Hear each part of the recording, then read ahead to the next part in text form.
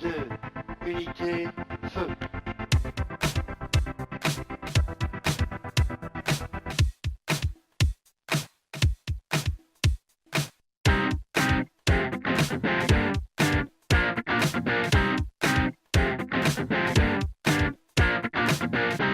Bonjour et bienvenue à notre premier épisode de 20 ans hier. Cette semaine, on explore les années 1960. Je vais entre autres être en compagnie de Marianne Ossa. Salut! Allô, ça va? Oui, toi?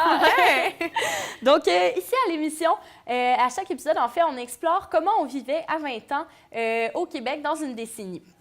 Donc, on parle de sport, de technologie, de mode, de musique, puis bien d'autres, là. On peut voir des éléments futuristes.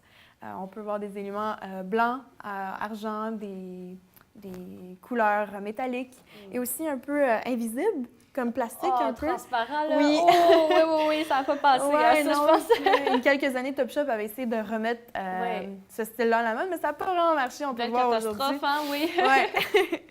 Ouais. Sinon, qu'est-ce qui était aussi très populaire, c'était les bottes longues. Oui, Ouais. oui, notamment, il y a Nancy Sinatra hein, dans son Ouais. vidéoclip de These Boots Are Made for Walking. Oui, exactement. Elle avait les petites bottes blanches à mi-jambe environ, là, puis vraiment, c'était la grosse mode, c'était très populaire. Hein. Oui, mais ça représente Très vraiment... bien cette époque-là, ouais, Exact. vestimentairement. Oui, mais maintenant, du côté homme, c'est beaucoup de similarités à comparer à aujourd'hui. Il n'y a pas eu de différence ni de révolution dans les vêtements des hommes. Cependant, il y a quand même eu beaucoup de tendances. Par exemple, le collet Mao était très populaire à l'époque auprès des jeunes garçons. C'est de ce nom à cause d'un ancien dirigeant chinois qui s'appelait Mao Zedong. Mais c'est pas nécessairement à cause de lui que ce style était très populaire, oui. C'était plus à cause de personnes comme les Beatles et Andy Warhol qui l'ont popularisé. Sinon, du niveau cheveux, la coupe bol était vraiment très populaire au début des années 60, oui. Encore une fois, c'est les Beatles qui l'ont popularisé. Ils sont tellement populaires à l'époque que tout ce qu'ils font, ils influencent les personnes.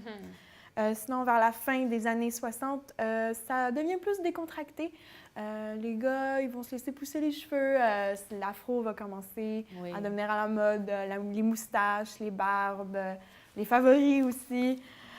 Donc, oui, c'est vraiment ça. C'est le début du mouvement Flower Power un peu. Oui, vraiment. Ouais.